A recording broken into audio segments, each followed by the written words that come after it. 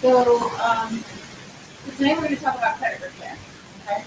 And one of the things we're going to talk about first tonight, because I know the next class we're going to be talking about credit scores, but tonight we're actually going to talk about credit repair. But we do have to still talk about credit scores so you kind of see the relation between your credit report and what's being kind of generated out of it and how it kind of impacts you.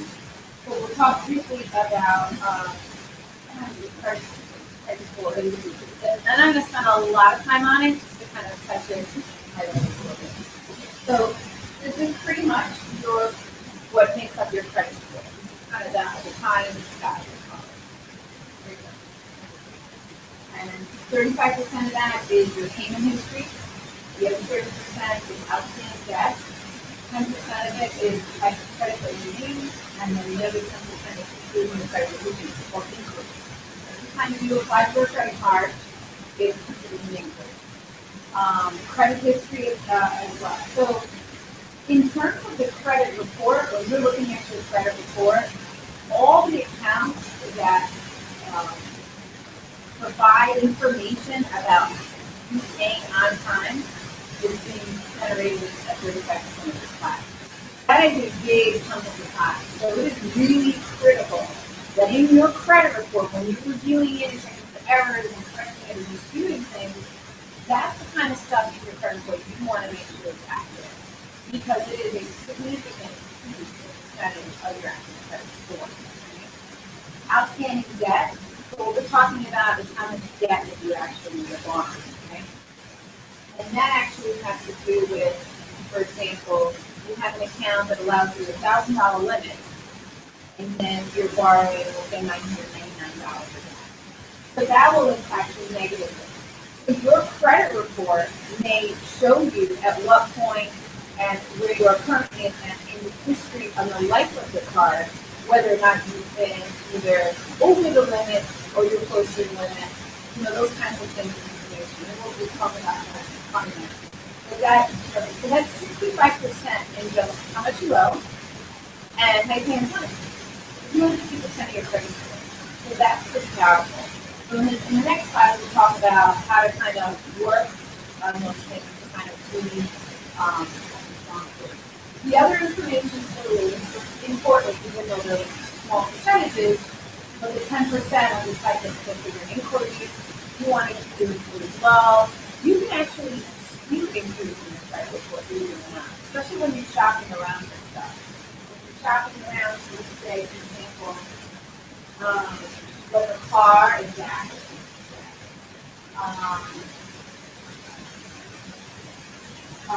For a car or a mortgage, you prove that you secured the debt with a particular company that you're signing.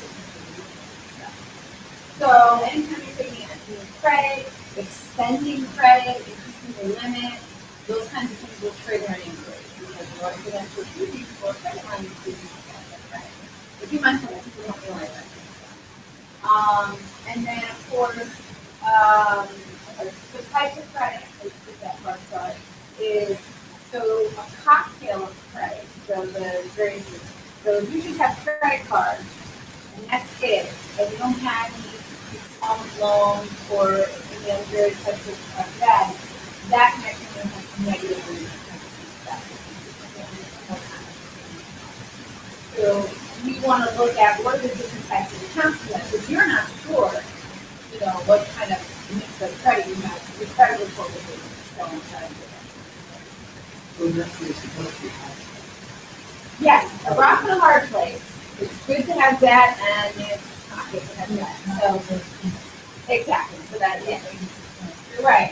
You got to find a balance. And even if you have debt, you may just have the available credit, but not have any balance.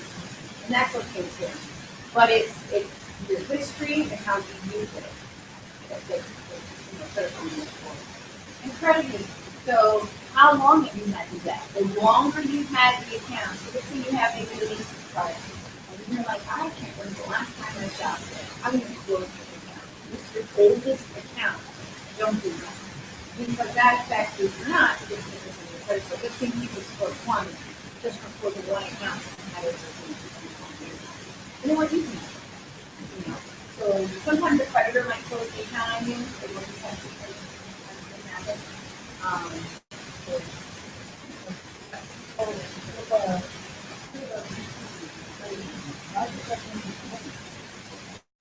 Because they are checking credit. And it can go back up. Goes up. So you've got two things. You've got two things that are going on. Someone's doing a hard hit on your credit, so that's an inquiry. If you're requesting a credit increase,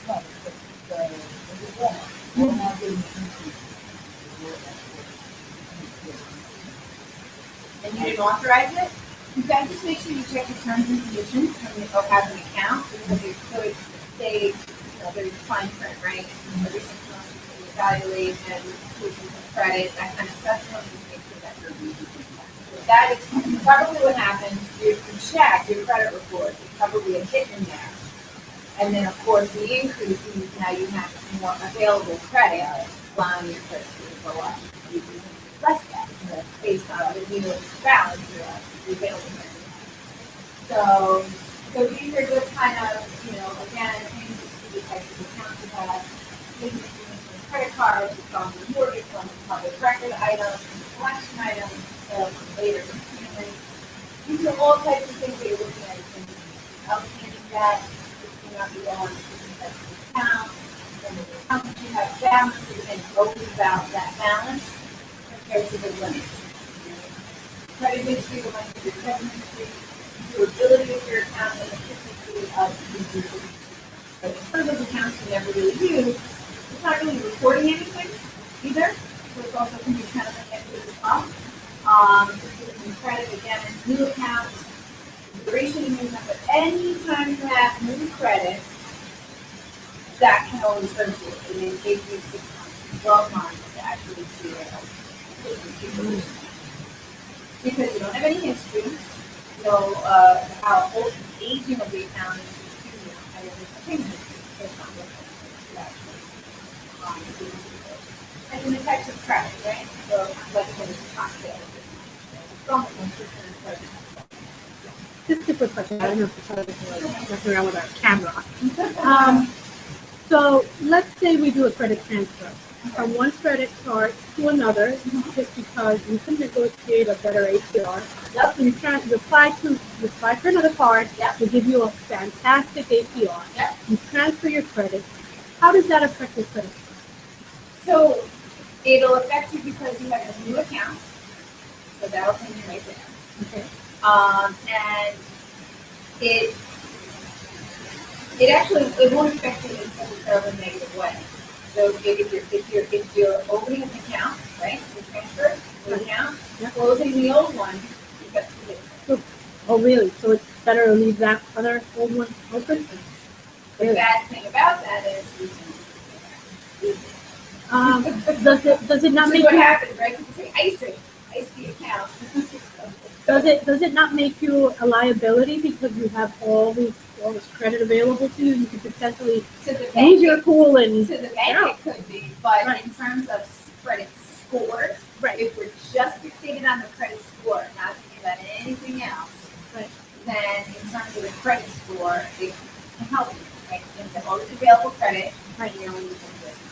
Oh, really? The higher it goes, if your balance is the same, it actually will help increase your score. The debt to money ratio is at 30%. So it's actually impacting positively on the biggest part of that pocket. So it's not looked at as a liability. In terms of the score. Now with the banks, potential debt. So that doesn't happen that often, but if there's a lot of activity, it could hurt you. So let's say you have open a credit card, but then you get APR. And she goes sometimes before that. Well, in terms of interest rate, I mean, Well, I'm saying as far as credit score, do they need to show that she needs to be more? Well, now she's got 2 open. She's got one open, right? Okay.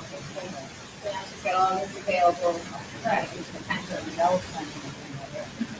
The problem is not going back and using the account that you have the money out of.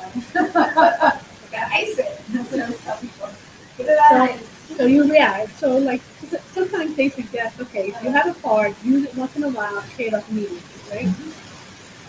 You don't need to You really could, it do that. depends, right? So there's a trick. So I don't want to spend too much time on it because we will literally spend the entire time in the next class on that. Like that's Right. all we're going to talk about is flipping scores, looking at the scores, and then going down and high.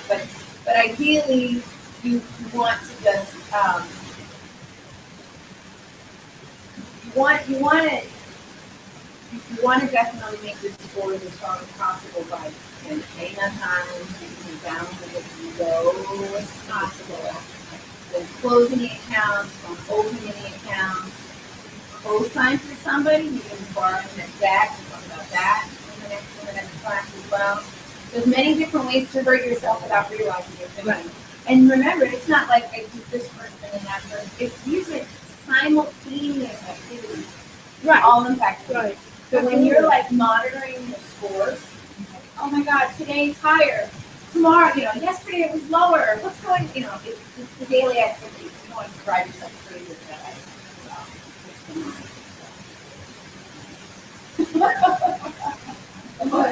But to talk about scores, keep your questions for next time. But to talk about scores, just to give you an idea, the range is, 500 to 720. 720 is the average credit score most Americans have. I mean, you could go potentially as high as 900. It's very, very rare I have ever seen, honestly, anyone more than like an 815. And that's a unicorn. I never heard of it. Honestly, I think it's fantasy world. I mean, it's so unicorn. I've never heard, and there it is. You can go. That's kind of the threshold, but no. So, good idea. There's your quick tips before we drop this topic. Get a credit card. Get a credit card. You don't have one. Add an installment loan to the mix for the cocktail. It's only 10%, but it does make an impact. Pay down your credit card. Use your card as lightly. So, if you're not using any of your credit cards, you do have to have some activity that you're wanting to control on. You also don't want that to happen. Oh, yeah. So maybe you can sell some gas if you want to allow like groceries. Check your limits, how close am I to being maxed out. Just off your card, as well. Get some goodwill. Dispute all negative. List significant errors. Be honest, I love it. That's what I'm talking about. So let's talk about what is not part of your credit report, all right? And this is kind of under FACRA, which is the Fair and Credit Reporting Act. FACRA. And FACRA is basically telling creditors you are not allowed to base credit scores off of this information. Marital status is a chakra. Race, color, religion. Well, how do you determine someone's credit score in the marital status? You're married, so you give you 10 points. Well, you know what I mean? You're going to take on her debt and... Well, that's a different conversation. Okay. Because you don't have to be married to take on someone's debt, right? True. Co-signer or co-borrower, and you have someone's debt. So race, color, religion, marital status, sex, nationality. So the idea really is you can't say, well, you're single, so you're not going to be a good credit. You're going to be credit rich and single. That's that kind of concept really what we're talking about. Familial status. If you have children, so you'll probably spend too much, so we're not going to give you credit. You can't make those judgments based on that. Race. Well, you are of an ethnicity that's likely to fall on credit, because of the color of your skin, or religion, things like that. So these are things that are prohibited. So FACRA does not allow them to actually report this type of information to turn any credit score. So these are things that are considered protected classes. What they ask you that in the application. Well, who does? So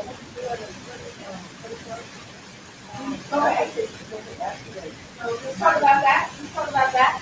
What application have you filled out when it's asked you one of those questions? It says effective.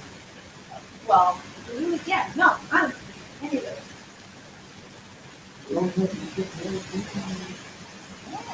It's so common. When I saw marital status and sex, I did not see the other. To apply for what, a credit card? And married and You there might be marital status, but it's more to see if there's additional reason. Are you married? Yes. But it's not a factor that's determined approval. But for the most part, really, it's not. There are some applications out there that really are not allowed to ask certain questions. And it's funny because it's the stuff out there that is. And when I used to work at my nonprofit, their house, even on rental applications, especially years. So you can also, now mind you, this is a question being asked, you can answer it. That by not answering that question either does not mean you get denied credit. Because it's not a criteria for issuing credit. So if you don't want to answer, male or female, you do not have to answer them. You do not have to answer them. Now, when it comes to mortgages, though, when it comes to that type of lending, the marital piece is important because of the interest in property. So you need to know that and make sure you know. Listen, I'm buying a house and I'm aware of it. All right, let's talk about the next one. So just a really nice, cool little website that I recommend that you go to. If you just kind of want to crunch some numbers and just kind of see what your score is. It's called what'smyscore.org. So it's a really cool website that you can go to, and you can answer some questions on there, and the questions will actually tell you what your score is. Now there's another site, I'm not spend too much time on it, I'll talk about it next time, it's called Credit Karma. Credit Karma actually goes in and looks at your profile. What's my score.org does not. It's just based on the way you answer the questions. And it's asking you questions about how you spend and things like that. Do you take time, or are you the type of person? It's more like a personality FICO Score test sort of thing. Yeah. And it's free. It's very easy to just go on and check it out. So I like to kind of play with it. So what's my score.org? Check that out. It's pretty accurate. I did it while I was looking at it as well. So let's talk about a credit report. So some of the handouts I gave, we'll sample credit report from experience. Just kind of get an idea. Have you guys seen the credit reports? Actually pulled these from the credit bureau and seen them. All right. So some really important stuff that's on here, and even if you have seen it, you probably weren't paying attention to some things here. Pretty common. Yeah. So in the very top section of this is your report email. Anytime you're writing a dispute letter, you always want to refer to that report number. That number is actually really important. Okay? And I always tell people when they're writing dispute letters to correct errors on the credit report, make a copy of the actual credit report and attach it to your letter so that you can reference it as well. As much information to put together in your dispute letters as possible, so you know where you're getting information from. Again, if you don't want to do that, you just want to pick up a report number, that's fine. Okay? And then, there's an index telling you what sections have what information, and usually the negative information goes first. Now, all three bureaus, which is Experian, Equifax, and TransUnion, all have their credit reports slightly laid out a little bit. For the most part, it's either going to be all the negative up front or all the negative at the very end of the report. So they usually use two spots. And in the case of Experian, it's always in front. You want to check for public records. The public records is anything that was filed in court against you. So judgments, tax liens. When I say tax liens, especially if you don't own a home, it just goes right to a judgment. And I've been there myself. So, and those are things that you can challenge and sometimes have them removed or at least get it shown in paid status. Okay? Mm-hmm. So you can ask them if they'd be willing to try to act. It's a matter of whether the creditor wants to remove it or not. And if they're willing to remove it, then they'll actually contact the credit bureau and take it off. So I've had judgments in the past to the state, $500, stupid things. And I've written them letters and asked them to do something report. And they've actually done it.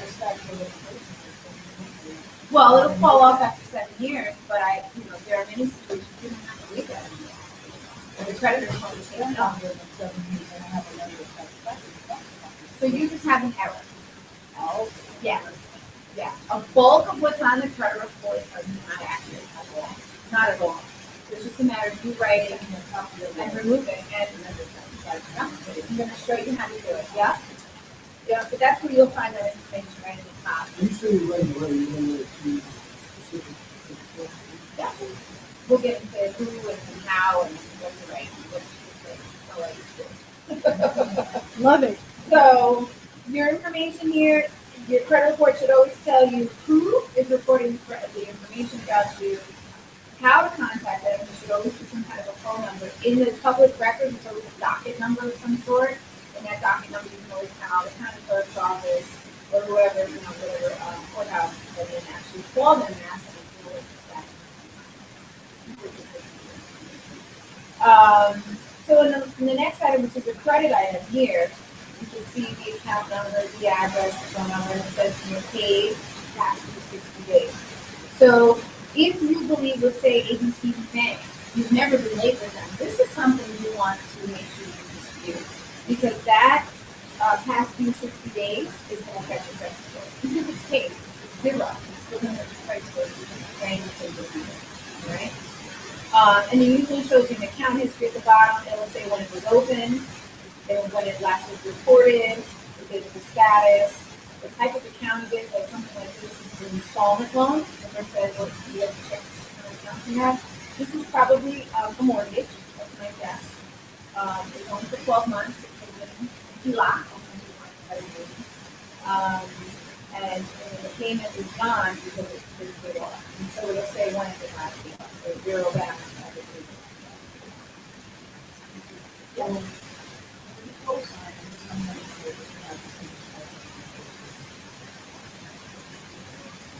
The account, yeah, the account itself. We're going to talk about statute of limitations also. So the next page talks about, so that was an account that you had that you paid off. Now the next one is an account that's in good standing, right? Same thing, information, who it is, address, phone number, account information. Okay? And again, it'll tell you this is an installment loan, charge account, revolving. If you look at name, at the bottom, it tells you to revolving account. So revolving in charge has to do with the billing cycle. Usually we look at it as a that's a loan term. 60 payments, for the X amount of dollars, it has a beginning and end. Once you make that last payment, you're done. Kind of like a car loan, personal dispute. That's it. It does not continue. So then the next one, request for your credit history. This would be kind of the inquiry section. So here's where you get to see who's looking at this stuff. And did I give permission? Because if it is not recognizable, you need to dispute that. So where something like Walmart, I would still dispute that inquiry. And just, Ooh, yeah. why not? Inquiry stay on there for 3 years. Oh, you definitely need to fight it. Yeah, that's crazy. The further you are away from the inquiry, then you better, increase. If they have a 10% impact on your credit score. Wow. Okay, so that's that. And then on the bottom here, it shows the inquiries that, so there are soft inquiries and there are hard inquiries. And I just want to make sure that it will show you on here too. This particular one didn't show it. Soft inquiries are when they're promotional. So if you ever get letters in the mail saying, oh, you pre-qualified for it, well, that one's on the out of those. And then there's the hard inquiry where you go to Macy's and you're like, yes, 10%, please, today. That's a hard inquiry. That's like, we're checking, give us permission, and we're going to qualify you for a account. So hard inquiries have the true hard impact on your score. Soft inquiries don't. What's happening, these are, mind you, these credit bureaus are private companies. They're not government, they're not non-for-profit. They sell your information. Okay, so you know, yes, nothing illegal about it. It's in-file credit information. They sell some basic information about you, your name and address. And basically what they'll say is there's kind of this grid of scores. And so these group of people fall into the 600, 650 range. So you can market this type of product to them. Basic information is sold. Right? So these companies make money off that. So you want to make sure that the hardened foods that are on there are legitimate ones. You also want to make sure that companies not borrowing your information. The credit reports also say, hey, somebody's using your information. You should be checking this at least, if not, once every 6 months. There's 3, let's say pull the 3, talk about that again in a minute, and then pull the 3 again after 6 months. Or pull all 3, you get 1 free every year, there's 3 of them. Or pull 1, wait a quarter, pull another 1 free, a quarter. So 3 or 4 months. So you can stretch it out. You're still looking at your credit report, but don't go years and years without seeing what's going on. Because it's very easy that the highest victims of credit theft and credit identity are through relatives. Information. Yes. Ever hear of like parents using children? Like, Yes. Yes. They're like 18 and they're like, oh my God, I got really bad credit. I don't know why. Then they have to listen. Right? They're not of age, so they've got this horrible written credit report. Now they have to do all the paperwork to prove that they were under the age of 18. So just because you're 18 doesn't mean it drops off. You have to actually write you off. It's horrible when that happens. But luckily they're not necessarily they can wipe the slate clean, but it doesn't happen. The more you're on top of it, the more you're monitoring it, the more you can catch something quicker. There's all these aliases and seeing the section of aliases. Yes.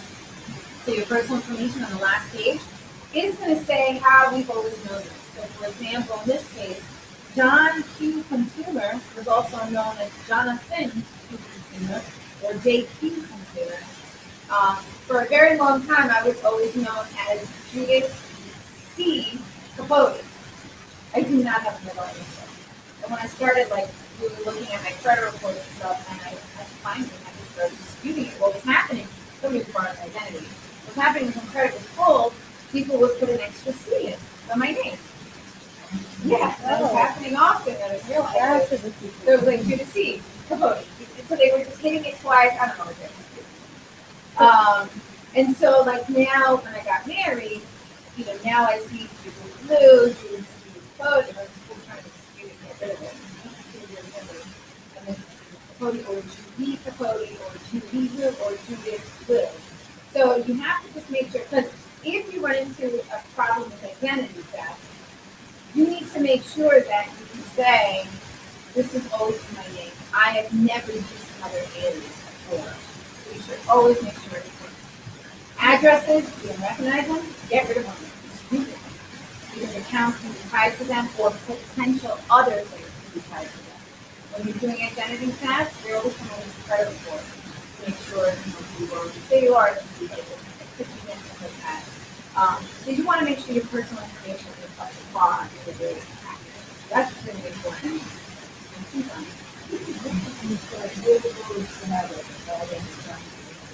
So yes, we have that little topic tonight.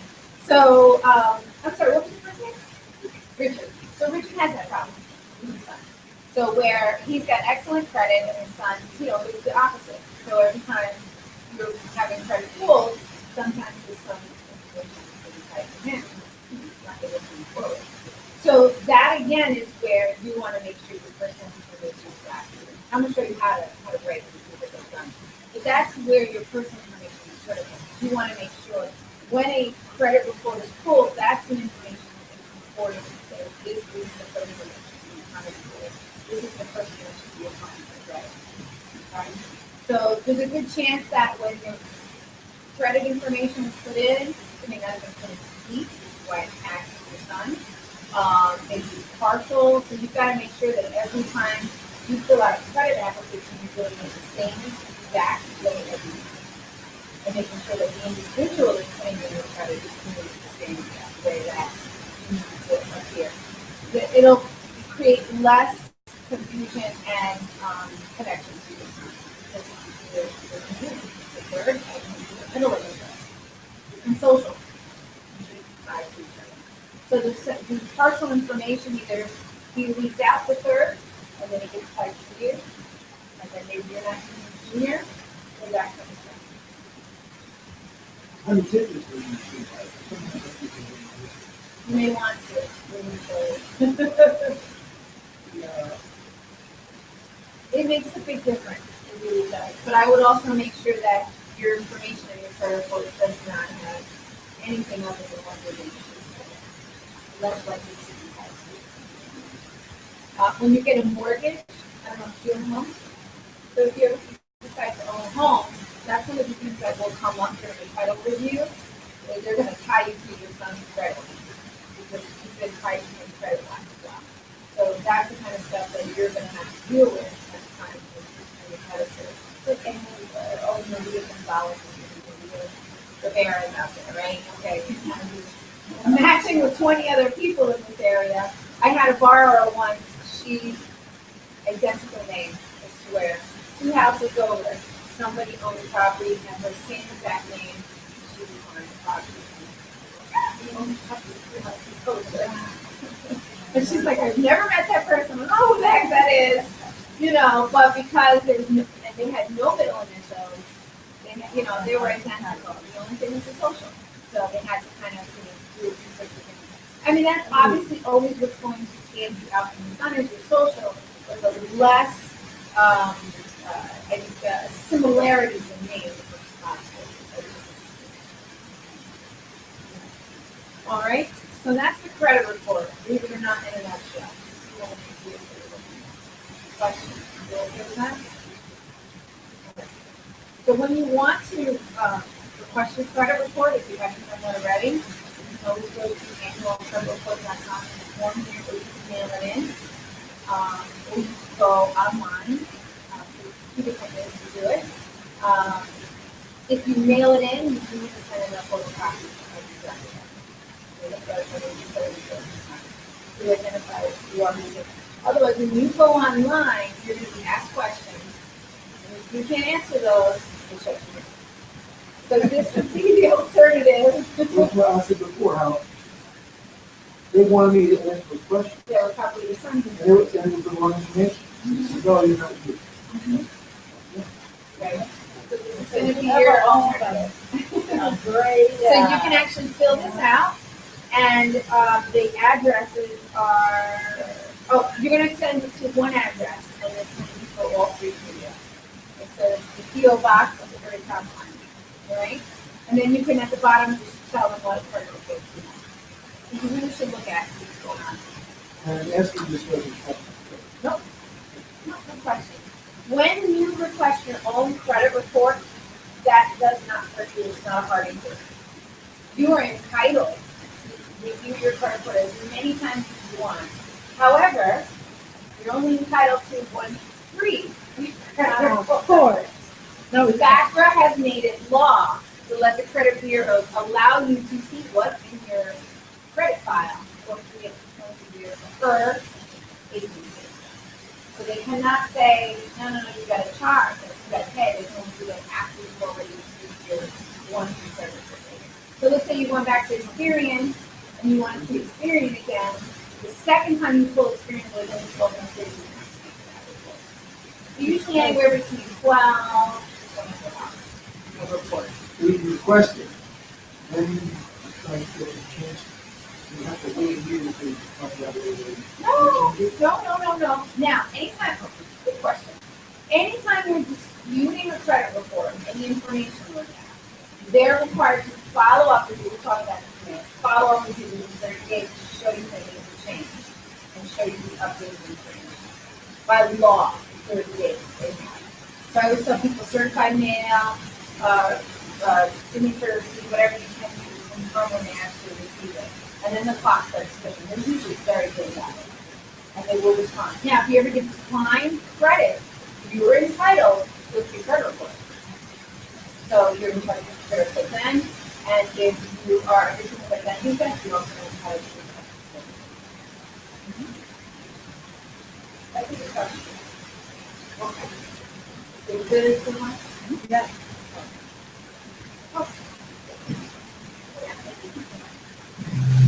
No, Oh, really? Oh, wow. Yeah. Not so smart. Shut up on us. Sure, then. All right, so let's talk about. All right, so I talked about a couple of them. So there's the three. There's the Equifax, the experience, and the experience.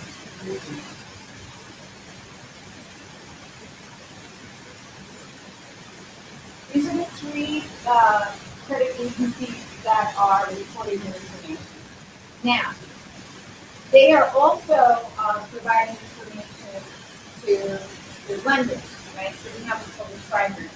So anytime you have car companies for like an auto loan or a mortgage, these companies are sending information, and then we, the creditors using a FICO model score, we're talking about FICO later, to determine what the credit scores are. Also, within each individual one, they have what's called Vantage Score.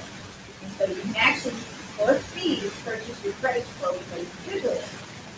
Not the same thing as a FICO score. Time for that. So we're going to talk about that next time. So they do offer the free credit report once a year, plus you can also, and your credit score is never free. You always have to pay for it. It's usually $7 to $12. So you can, like I said before, you go to the website, you can search for Google there, the website. Okay. And so the most common errors are identity errors. Your actual name, your social, your address. You've got to make sure you guys go check, right? If there's anything off, it's always suspect because somebody could be, applying for information. If it's a slight error, it's one thing. If it looks suspicious, you need to report it as fraud. Okay? Incorrect account details. So maybe your card limit is incorrect, right? So you had an account and now they're saying, well, your limit is 1,000 and you owe, 1,200. Right? Now you're way over. That's really good news. But you know your limit is 5,000. So that's what you need to do. Open and close accounts, the accounts that have to be closed. It should not be open. They're going to something else. When you go into it, you put the company have a cocktail of items. Fraudulent. Like the counselor on there, that you're like, I don't want to consider this. Be careful. Because a lot of companies now, like, okay, if you have like, you can have a Macy's credit card or a Macy's card account, right? And that could just be an OBD. And you could have a Macy's card, but also the Visa and MasterCard over there. And yes, you financial Capital One. So now you see Capital One, and you know what the heck that is. You just want to make sure you're there. You're challenging it with getting it closed. A lot of these like Walmart, Costco, they all have, if they're not card account is card account. It's not that easy. It's revolving account with the logo of the company backed by a MasterCard, identifying the bank.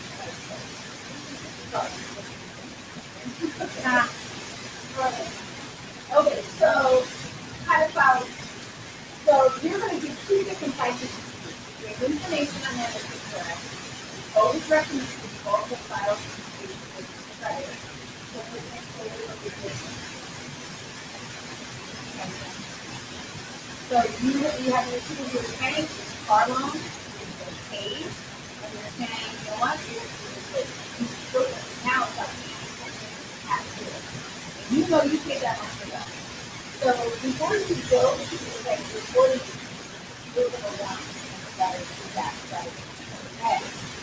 Please provide me with documentation so I can update my account. Because it's important. Any documentation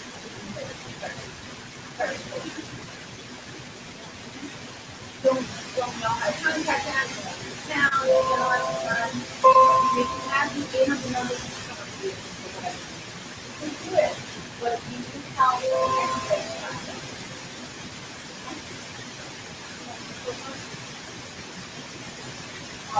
So the dispute letter is defined. One, for all three. Because all three have the information. I'm just saying it's the same letter. It's work. Okay, it's that's not. But again, because especially with hours to at home, sit down, it's a part of the. And sometimes people that are gorgeous and me and actually try to move all your feet. Sometimes they can't do it themselves. Like roll.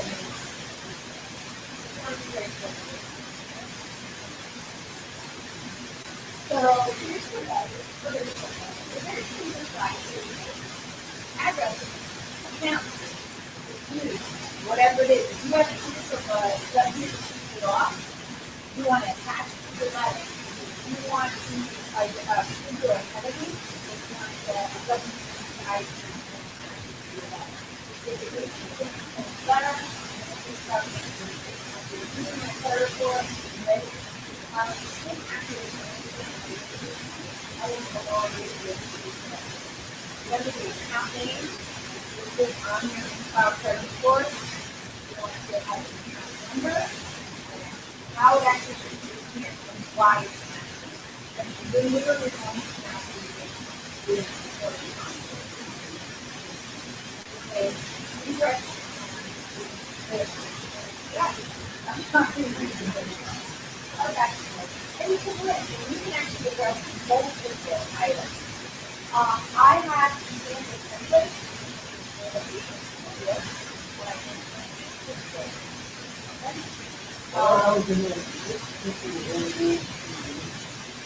No, it's just in there. I can send her yeah. I'll share all three. There's one section in the template that I have that I'm going to give her. It actually talks about how they only have certain things by law. You also want to make sure that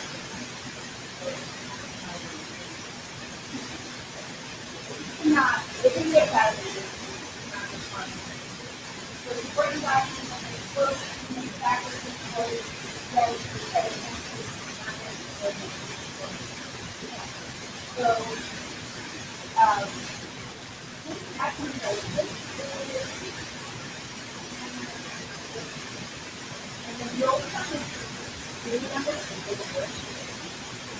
What I used to do is the letters, I used to do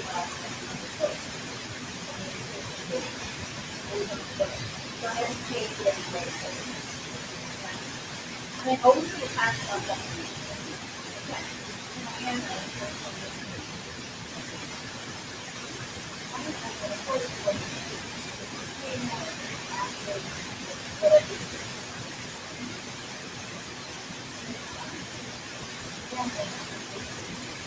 The question for the day is,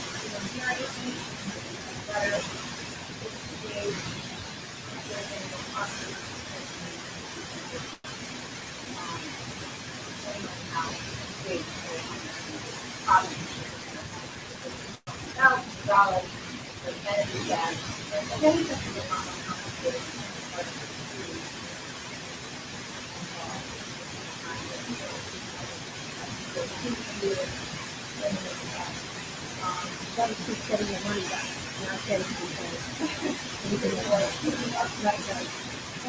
So let's talk about some. So this is talking again about the not very or process entity.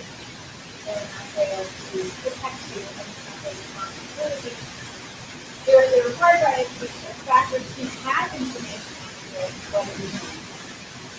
So you need to make sure that it's on the line, factors to protect you, contact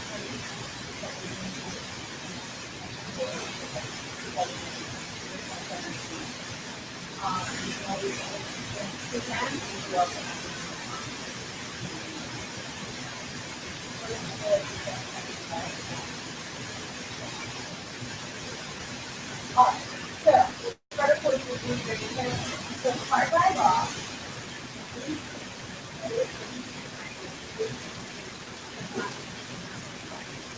So, 79% That's a high. Let's do that. So this theory that, oh, they have all my information after unfortunately, you want to see that they're terrible, you just say it's dead.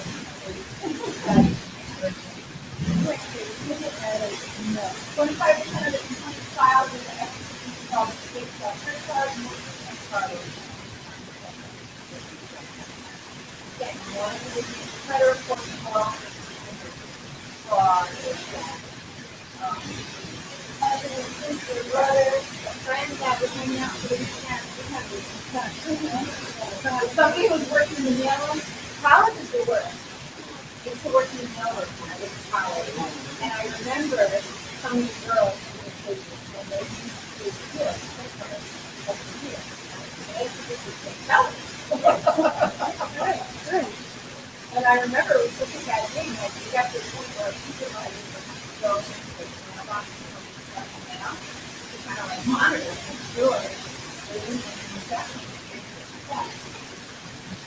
So, we were still, because we were mail moving, still had to all right, so number 2, myth. Thinking of credit state for a long time with action as a result of fact. Taking on the mission of truth. Okay, so loans are restricted to not based on numbers and FICO Score is not a score. So, like, scores are apply to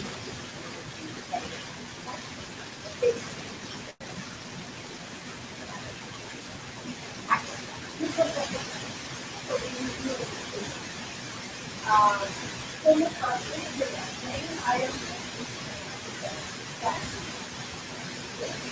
talk about what's always voluntary. No enforceable minimum time period, but there's one actual which that is not done. And actually,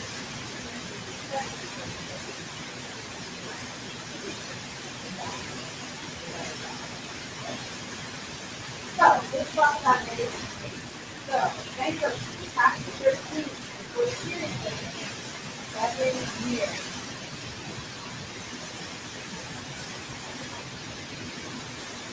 True.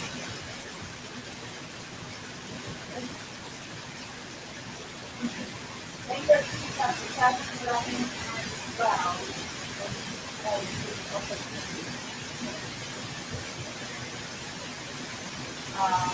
There's a full limit on that. Yeah. Bankruptcy. Really? Especially if you're paying mortgage. It's a question. Okay. You can go longer depending on who's reporting it, like what's Bankruptcy. Chapter 13.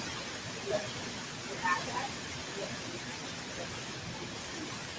In some cases you don't. You're still paying back. Okay. Yeah. So this is the 11 loan. 12 foreclosure.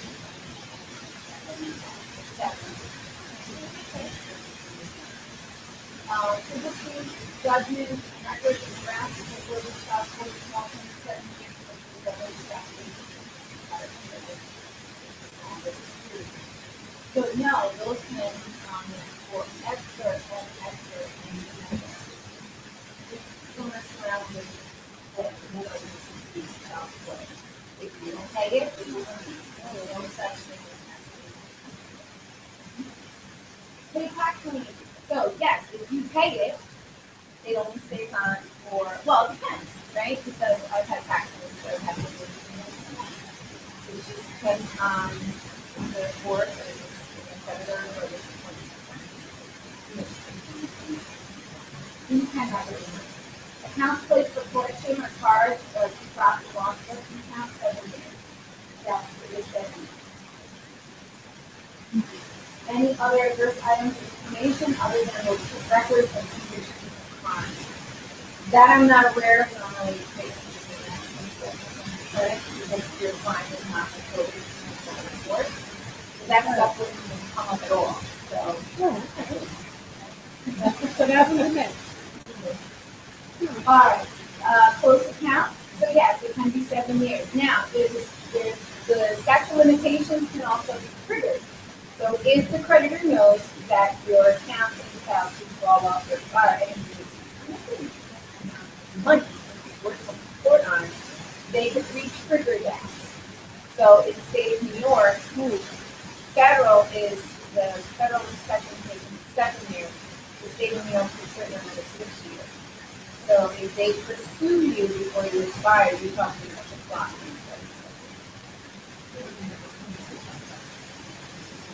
It re-ages the account, so yes, it could. That's one way that they kind of trigger it. Yeah. But it also could be that you assume and take you to court. So that could trigger it. So, there's that 7-year rule, but it really is beyond 7 years. So it's not always a guarantee. Right. Right, and keep in mind when they do that, you want to make sure that they affirm the debt, right? So they have to prove that they actually own the account. They buy them on pins on the dollar, which means that just because they paid another company for it, they might not even have a proper documentation for it. That happens a lot. You can ask them to affirm the debt before you acknowledge that it's yours, and they have, a certain period of time to do that. If they can't affirm the debt, then they need to. And you can even have them removed off the credit report if they cannot confirm or affirm that they have that debt. And they have to come up with all the paperwork showing that they actually own the account. And a lot of times, because it's changed so many hands in such a short period of time or whatever, they just don't have paperwork. And if you're trying to get rid of the debt and you're negotiating, you say, well, if I offer to pay less than half, isn't that like kind of a bankruptcy? Isn't it as bad as bankruptcy? No, it's not. You pay for less than what the debt is. Honestly, if you want to get out of the way and be further away from it, try to, I would say negotiate as low as you can and kind of have to negotiate. But it's not like money damages. You're not wiping the slate clean. So, lost credit card, close this account, let them know you've lost it, and start again. So the account, it's on there, you could potentially have it removed, but a lost credit card is not. And I'm sorry, student loan default, you said 7 years is correct. Student loan default is actually something that is forever. It's not over those, because they will come after you. You cannot file bankruptcy. So you know how you have your forbearance if you have a loan and you're in school or whatever, and you can do your little homework. Mm-hmm. At some point, you apply for, let's say, financial aid, so it would notify Sally Mae or whoever that you're a student, right? Yeah, it'll show up on your credit report as to what your status is. And that's the other thing. A lot of times those are wrong. Those are always wrong. I mean, I have customers all the time that have student loans, and then I'll say to them, oh, it looks like, you're in deferment. You want to pay. So you have to make sure they're. But yeah, for the most part, they're supposed to be reporting the status. Yeah, but they did it for me, and I was in school, and I thought that was taken care of. So then, at this point, I'm delinquent, right? Because, they weren't receiving their money. Right. They didn't know I was in school. Right. So that's like the biggest tip for me. You've got to get that, and that's the thing too, because they will ruin your credit. They have. So what you need to do is set things on the road with them. Or no, navigate now. Yes, navigate. That's exactly who it is. Yep. You need to call them and get that squared away and have them reverse the negative report. They're usually really good about that. I can't say how many times I hate it. So yeah, no, don't let that. Good to know. Call it. Yep. So a bunch of different things. Again, criminal conviction, that stuff is not coming from the credit report.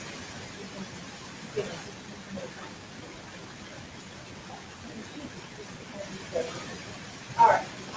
So this talks about the Attorney General's office. They actually have the ability to file a lawsuit on their behalf against these companies that actually report inaccurate information on unlimited lawsuits to address the issue.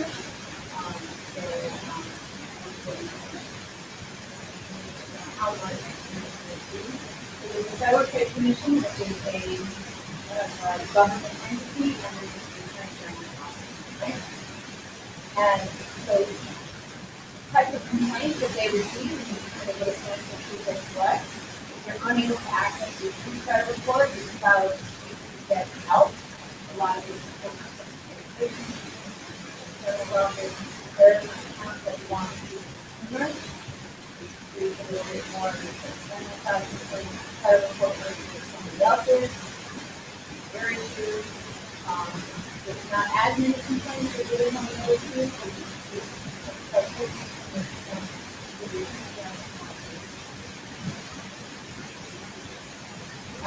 Certain names, such as security number, every demographic information, demographic information. And then charge money from the credit report, real taxes, total history, and then report you in debt, or your identity. So, here,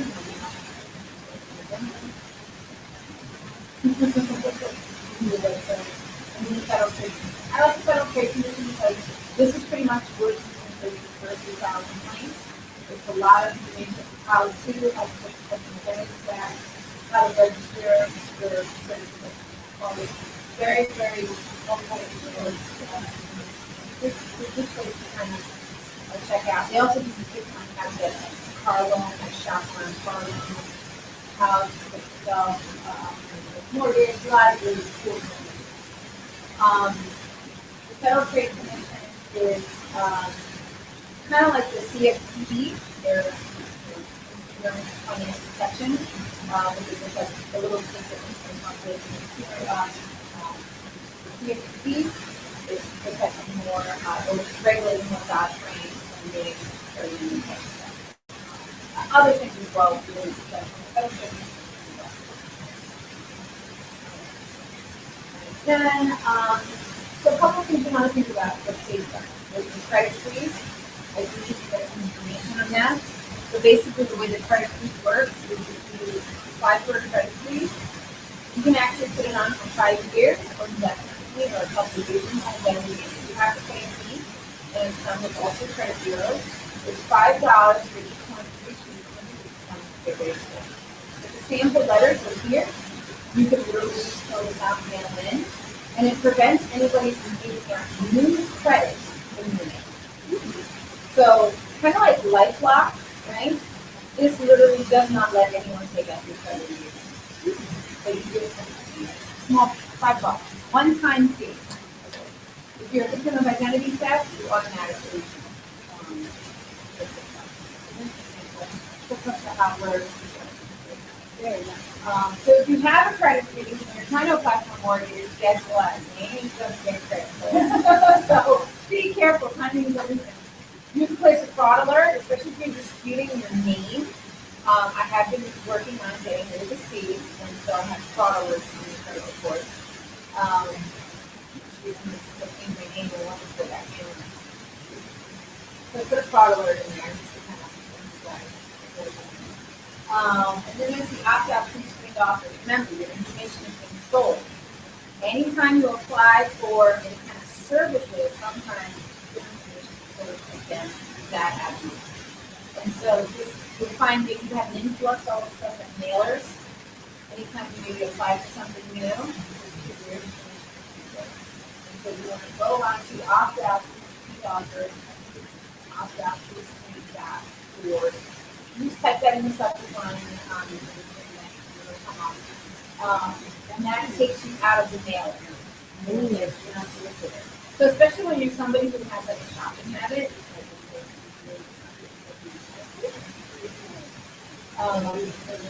now Credit Karma is free.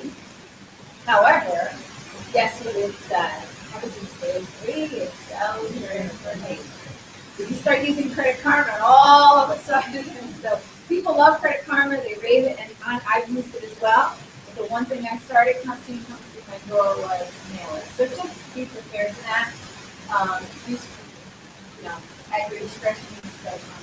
And then you get yourself on the do not call list, which will get solicited as well. And you get yourself on there. Even lenders, creditors, they have to check the do not call list before they actually make sales calls. I hate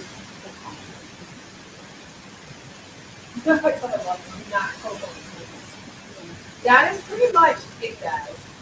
In a nutshell. So for the mailers, does it also include donations like charities? Because No, oh that's my God. Yeah, you know what that is, right? Where's that Because my from? husband is the worst, and when you donate to a charity, they sell your information. That's why. Okay. No donations for you. That's what I'm gonna do. So you have to check with the entity, like my nonprofit,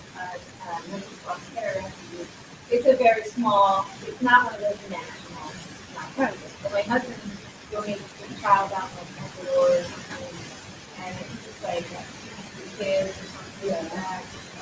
And then we get like Indian tribal donations. We get like the NYPD and Everybody. Sheriff.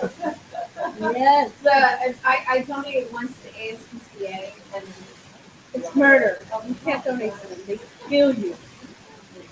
so things like that. For the most part, it's just make sure you go through your credit report. If you're not sure, I have no problem. Call me and I'll walk through it, take a look at it. A lot of times, what I do, just for the mortgage piece, that I like to do, is some people will bring in the credit report from annualcreditreport.com before I pull it. This is to make sure that you looks okay. So yelling at me, and I'm like, I'm just showing you what's on my credit report. I'm down. Oh, so it's annual credit. It's on that sheet also, annual credit report there. On that, this right here. What's it on? So you can do the paper mail, you can do, but in your case, I would be very specific about your name, explain the situation with your son, and ask them to please update your personal information. And they'll be able to. And then they'll send you like an update. And that would not cost you